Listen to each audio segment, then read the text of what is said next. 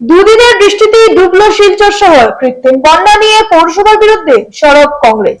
শিলচর শহরে মাত্র দুদিনের বৃষ্টিতেই তৈরি হয়েছে কৃত্রিম বন্যার পরিস্থিতি। শহরের বিভিন্ন এলাকার রাস্তাঘাট ও ঘরবাড়ি জলের নিচে চলে যাওয়ায় চরম দুর্ভোগে পড়েছেন বাসিন্দারা। সোমবার সংবাদ মাধ্যমের সঙ্গে কথা বলতে গিয়ে জেলা কংগ্রেসের প্রাক্তন সভাপতি অভিজিৎ পাল অভিযোগ করেন, রাঙ্গির খাল ও সিঙ্গির খাল দীর্ঘদিন ধরে আবর্জনায় ভরে থাকায় বৃষ্টির জল নিষ্কাশনের পথ বন্ধ হয়ে গেছে। এর ফলে শহরের বিলপাড় অঞ্চল সহ Vivekananda road, public school road, link road এবং শরৎপল্লী এলাকায় জল জমে দুর্ভোগের সৃষ্টি হয়েছে। তিনি আরো বলেন, বর্ষা শুরু হওয়ার আগে এই অবস্থা হলে বর্ষার সময় পরিস্থিতি আরো ভয়াবহ হতে পারে। বহুবার পৌরসভার কাছে আবেদন জানানো হলো, এখন পর্যন্ত জল নিষ্কাশনের স্থায়ী কোনো ব্যবস্থা নেওয়া হয়নি বলেও অভিযোগ করেন তিনি। কংগ্রেসের পক্ষ থেকে প্রশাসনের কাছে অবিলম্বে শিলচর শহরের জল নিষ্কাশনের জন্য কার্যকর ব্যবস্থা গ্রহণের দাবি জানানো হয়েছে।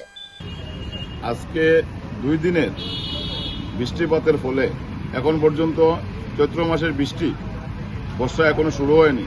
এই 2 দিনের বৃষ্টিপাতের ফলে বিশেষ করে শিলচর শহরের বিভিন্ন জায়গাতে বিবেকানন্দ রোড, বৃহত্তর বিলপাড়, লিংক রোড, শরৎপল্লী সহ শিলচরের প্রায় অর্ধেক জায়গাতেই, শিলচর শহরের অর্ধেক জায়গাতেই এই নালা নর্দমার জল, এই কৃত্রিম বন্যায় আজকে প্রত্যেকটা পরিবারের মধ্যে আজকে জল ঢুকে জলমগ্ন অবস্থায় আছেন, যেটা অত্যন্ত দুঃখের ব্যাপার। যে এখনো বর্ষার সিজন আসেনি, কিন্তু এই শীতের সিজনেই এখনই দেখা যায় সামান্য বৃষ্টিপাতের ফলে আজকে প্রত্যেকের বাড়িতে এই নালা নর্দমা আবর্জনার জল আজকে জলমগ্ন অবস্থায় মানুষ আছেন।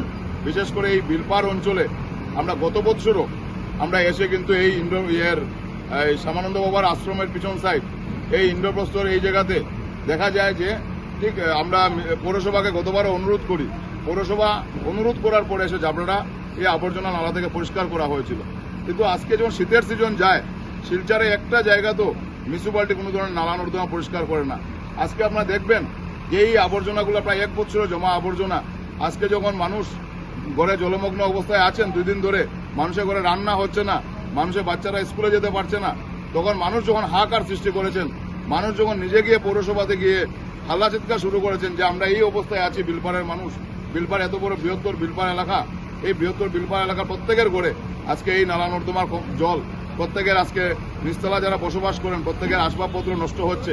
আজকে এইসব হওয়ার পর যখন এত চিৎকার করার পর মানুষ, তখন যখন আমরাও খবর পাই এবং আমাদেরকেও মানুষ যখন আমাদের একটা দায়িত্ব, সামাজিক দায়িত্ব, আমরা যখন এখানে আসি এবং পৌরসভাকে যখন আমরা অনুরোধ করার পর আজকে পৌরসভা একটা জেসিবি লাগিয়ে যখন পরিষ্কার শুরু করেছেন, তখন দেখা যায় 1 বছরের পুরনো আবর্জনাগুলো এখন পরিষ্কার করা চলছে। তার মধ্যে আরেকটা ব্যাপার হচ্ছে, এই সিঙ্গির খালে এই ওয়াটার রিসোর্স ডিপার্টমেন্ট যখন বর্ষা আসার ঠিক আগ মুহূর্তে এখানে টেন্ডার করে কাজ দেওয়া হয়। ঠিকাদার কাজ পাওয়ার পর আজকে পর্যন্ত কোনো ধরনের 100 টাকারও কোনো কাজ করা হয়নি। শুধু 3টা জায়গাতে বাঁধ দিয়ে এই নালার জলটাকে বন্ধ করা হয়েছে। তারপর থেকে ঠিকাদার উধাও, এখানে কোনো ধরনের কোনো কাজ নেই।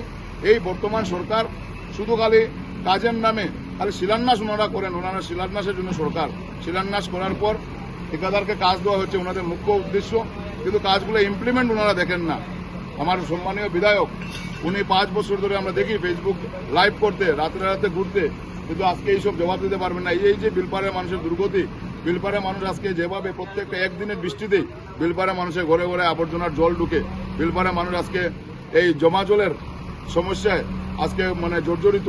বছরে প্রায় 8 থেকে 10 বার মানুষের ঘরে জল ঢুকে, মানুষ আজকে বিতশ্রদ্ধ। এত বড় বিলপাড়া অঞ্চল, এই বিলপাড়া অঞ্চলের মানুষ আজকে নিকাশি ব্যবস্থা নেই।